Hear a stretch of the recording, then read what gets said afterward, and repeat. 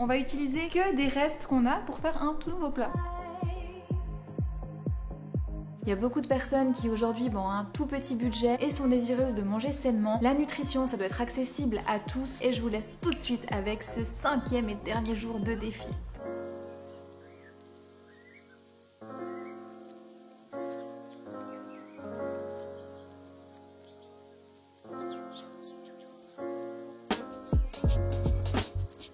Hello la team et bienvenue dans cette toute dernière journée de défi petit budget. Aujourd'hui je vais vous partager mes dernières recettes, je vais vous montrer ce qu'il me reste des courses après une semaine. On va calculer ensemble le prix moyen par repas sur toute la semaine et puis je vais encore vous partager quelques petits conseils pour bien terminer. Vous l'avez compris, le programme du jour est très chargé, donc juste avant de démarrer, je vous invite à vous abonner à la chaîne si toutes ces vidéos vous ont plu, que vous avez envie de voir d'autres contenus de ce type. Je vous rappelle que ça me donne de la force, que c'est ce qui me permet de continuer à vous proposer toujours plus de contenu sur cette chaîne et que j'ai très envie de continuer. Donc je compte sur vous et je vous laisse tout de suite avec ce 5e et dernier jour de défi.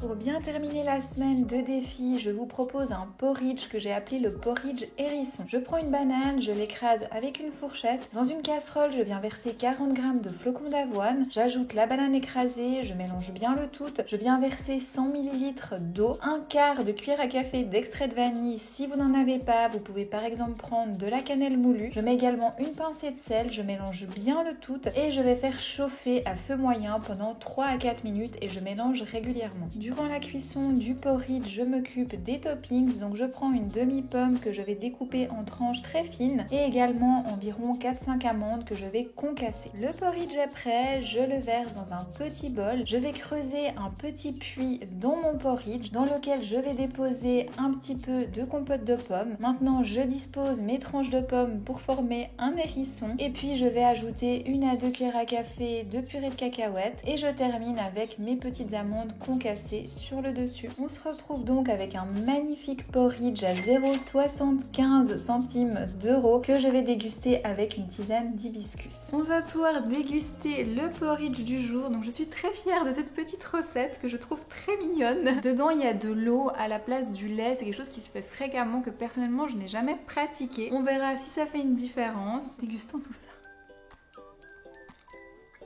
Trop bon, c'est vraiment un mariage parfait. Moi j'ai mis des tranches de pommes comme ça parce que je trouvais sympa de pouvoir croquer dedans. Bien entendu vous pouvez couper en tout petits morceaux et mélanger, faites comme ça vous plaît hein. Moi je crois que vous m'avez perdu, hein. J'ai mangé mon porridge. Bien entendu la tisane d'hibiscus pour accompagner tout ça. Ça j'adore, là elle est encore bien chaude mais au fur et à mesure de la journée elle va se refroidir. Vers midi on arrive à quelque chose de très tiède et puis en début d'après-midi ça commence à être beaucoup plus froid. En été j'adore rajouter des glaçons dans l'après-midi, ça me fait une boisson rafraîchissante, vraiment à tester, c'est top. Je souhaitais revenir sur le porridge parce que ça c'est le type de petit déjeuner que je me fais très régulièrement. C'est très nutritif et très intéressant pour la santé. Et justement ça m'amène au conseil du jour pour optimiser le budget, éviter à tout prix les calories vides. À trop se concentrer sur le budget, on peut perdre de vue que la qualité des aliments qu'on consomme est primordiale. Il faut absolument que ce qu'on mange nous apporte des nutriments, de l'énergie. Le pire, vous l'imaginez bien, c'est tout ce qui est fast food, c'est vide de nutriments, donc on consomme ça. Très rapidement après, on a de nouveau faim et là il faut reconsommer un repas et donc on perd de l'argent. Et là je vous parle même pas de la qualité de ce type de repas qui bien entendu sont remplis de mauvaises graisses, de sucre, enfin bref, c'est vraiment pas top hein. À la place, je vous invite à sélectionner les aliments qui vont vous rassasier, riches en protéines, en fibres et qui sont bons pour la santé. Aujourd'hui, le programme il est très chargé les amis, donc je vais rapidement manger mon petit déjeuner et je vous retrouve pour la suite. Il est temps de nous préparer un petit lunch par ici, donc je vais vous montrer. On va utiliser que des restes qu'on a pour faire un tout nouveau plat. Par ici, il nous reste des lentilles. On a aussi les pommes de terre que j'avais cuites exprès hier en plus, je ne sais pas si vous vous souvenez. Donc je retire 3 patates qui sont destinées à demain. Nous avons aussi un petit peu de maïs, du persil la demi-pomme de ce matin. Et on va faire une jolie salade qui va aller là-dedans. Pour notre salade composée, on commence par la vinaigrette. Donc dans un bol, je viens déposer 2 cuillères à café de moutarde, 2 cuillères à soupe de sauce soja non sucrée. J'ajoute encore 2 cuillères à soupe de vinaigre de pomme, 2 cuillères à soupe d'huile de noix et je mélange bien le tout. Je m'occupe maintenant des pommes de terre que j'avais cuites hier soir, donc je les épluche, je les découpe en rondelles, je les verse dans mon bol dans lequel j'ai déjà mis la vinaigrette. Je vais également ajouter du maïs et des lentilles. Afin d'ajouter une touche croquante à cette salade, je prends la demi-pomme qui me reste du petit déjeuner, je la découpe en tout petits morceaux, je verse sur le dessus, je vais encore assaisonner avec un petit peu de persil et également quelques graines de cumin. Et voilà une magnifique salade composée, plein de bonnes choses et de nutriments pour être en pleine forme.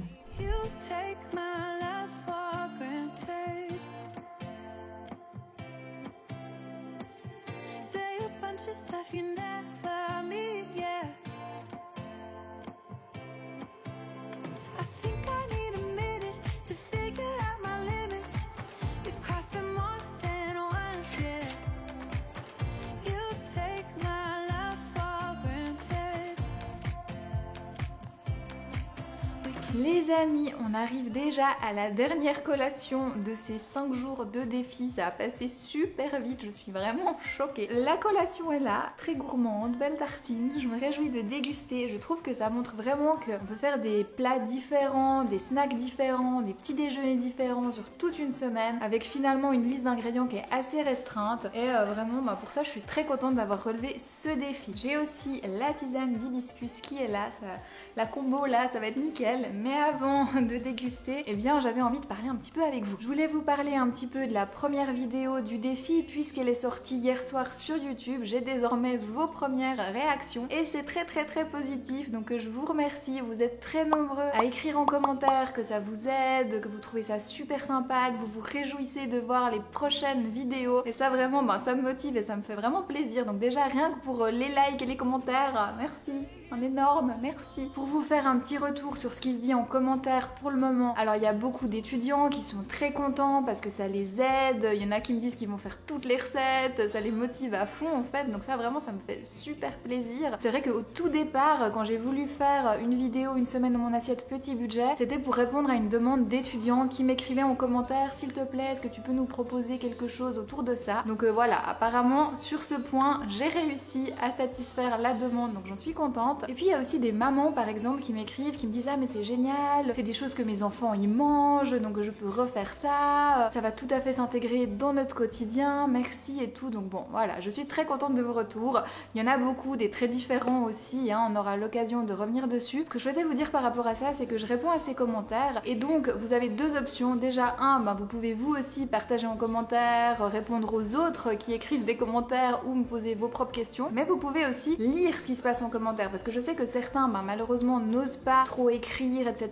Mais alors pensez à aller lire la barre de commentaires parce que vous pouvez vraiment trouver des informations qui sont intéressantes pour vous et vous pouvez échanger avec les autres. Après bien entendu, si vous voulez un échange direct avec la communauté, comme d'habitude, je vous invite à rejoindre le groupe Facebook Ma Vie de Cricket parce que là on y échange au quotidien. Il n'y a plus qu'à déguster la collation. Vous pensez bien que j'ai pas oublié, J'espère juste que je vais pas mettre du chocolat partout.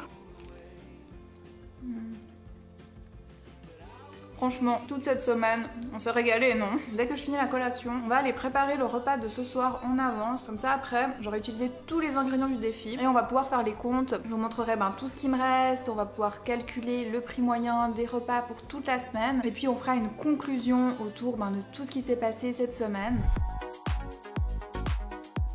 Pour ce tout dernier repas, je vous propose de nous faire de beaux club sandwich avec les restes. Donc je prends 4 tranches de pain, je les mets à griller et pendant ce temps je prépare la farce de mes sandwichs. Donc je prends un reste de légumes que j'avais déjà cuit, j'ajoute du riz qu'il me restait au réfrigérateur et également la farce de thon que j'avais hier soir pour les patates farcies. Et maintenant ça va être extrêmement simple, je prends les tranches de pain, je les tartine avec un petit peu de moutarde, j'ajoute la farce, je referme, je découpe en deux, je dispose dans une assiette et puis avec je mets le reste de farce que je mangerai à côté. Les amis, je viens de finaliser les comptes, donc Cette journée au total, elle a coûté 2,85 €. Donc en moyenne par repas, on est à 0,70 €. Et tenez-vous bien, la moyenne pour les 5 jours de repas, on est à 0,77 € par repas, donc largement en dessous des 1 €. Maintenant, je vous emmène en cuisine et je vous montre tout ce qu'il me reste et on va encore un petit peu discuter de ça.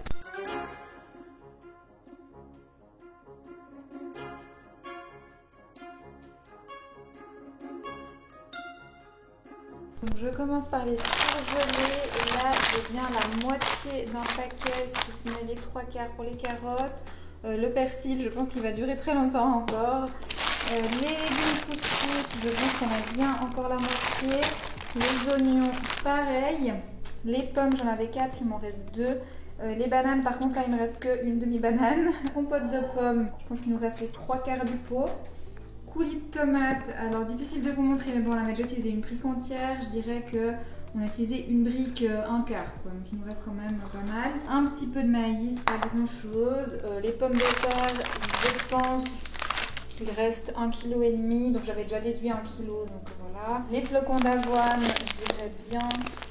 Ouais, peut-être qu'on a quand même pris un peu plus que la moitié. Le riz, là c'est dérisoire, quoi. Il y avait quoi, 1 kg de riz.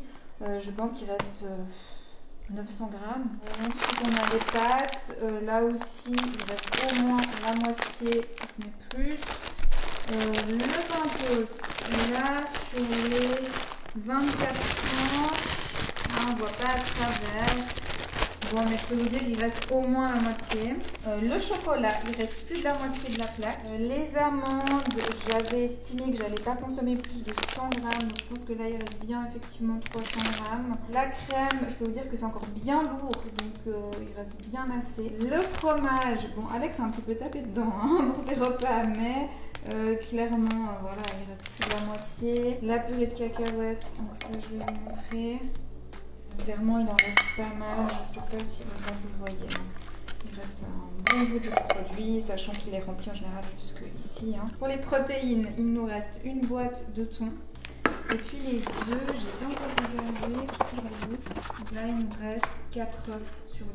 Donc voilà, vous avez vu tout ce qu'il me reste. Je tiens à vous préciser que dans le prix que je vous ai indiqué de moyenne par repas, je n'ai pas déduit tous les restes parce que comme je vous l'avais dit, tout ça, ben, ça montre que si vous avez plus d'appétit que moi, il y a encore largement de quoi faire. Peut-être certains messieurs me diront qu'au niveau protéines, pour les gros gabarits, c'est un peu light. Effectivement, il reste une boîte de thon, 4 œufs, mais franchement, ben, si vous devez compléter, on est à 0,77 centimes d'euros. Donc je pense qu'on peut très bien s'en sortir en dessous des 1 € si on applique toutes les astuces que je vous ai partagées cette semaine. Les amis, on arrive au terme de ces 5 jours de défi. Ça a quand même passé très vite. Alors c'est très important pour moi de prendre le temps de bien terminer. Donc je vais vous faire une belle conclusion pour terminer en beauté ces 5 jours de défi. Donc tout d'abord, je voulais revenir sur les petits conseils que je vous ai glissés au fur et à mesure de la semaine. Comme c'était un conseil minimum par vidéo, ben là je voulais vous donner ces 5 principales astuces d'un coup. Donc faisons un petit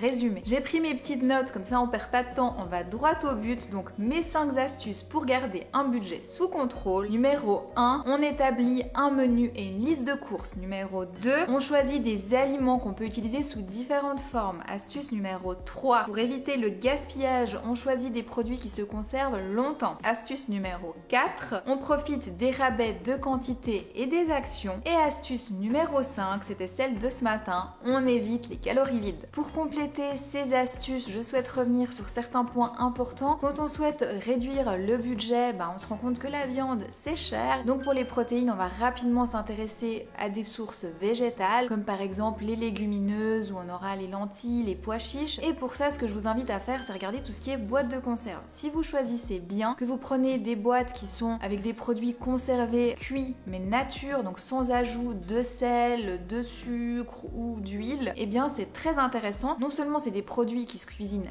rapidement, donc c'est très pratique, mais en plus les légumineuses, c'est très intéressant pour la santé. Cela ne signifie pas qu'il faut exclure la viande, bien entendu. On l'a vu également au cours de la semaine, si on choisit des actions, qu'on est flexible quand on va en course, on peut tout à fait en consommer et les inclure dans le budget. Et puis pour ce qui est du poisson, eh bien il y a la version conserve, comme je l'ai l'ai fait avec le thon. Mais là, attention, choisissez bien des conservations à l'eau et non à l'huile, au sel, etc. Donc vous l'avez compris, les conserves, c'est quelque chose que je recommande. Donc pour être bien clair sur ce point, ce qui est important, c'est de choisir des produits qui sont conservés le plus naturellement possible. Donc checkez bien les compositions. Certains, effectivement, ils ont du sucre, de l'huile, des ajouts de sel et ça, on évite. Mais il y a aussi énormément de produits qui sont très bien. Les fabricants ont fait énormément d'efforts, donc n'excluez pas cette option parce que pour le budget, c'est très intéressant. Maintenant, si vous avez des doutes sur certains produits, ce que je vous invite à faire, c'est des comparaisons. Donc par exemple, je sais pas, vous voulez une sauce tomate, mais vous savez pas laquelle choisir. Alors vous prenez deux produits et vous regardez les compositions et vous comparez. Celui qui a le moins de sel ajouté, d'huile, de sucre, c'est celui-là qui gagne. Donc voilà, je vous ai partagé les derniers conseils, les derniers points que je voulais dans cette vidéo. Avant de vous quitter, j'avais encore des petits partages d'expérience à faire. Donc déjà, je voulais vous dire que personnellement,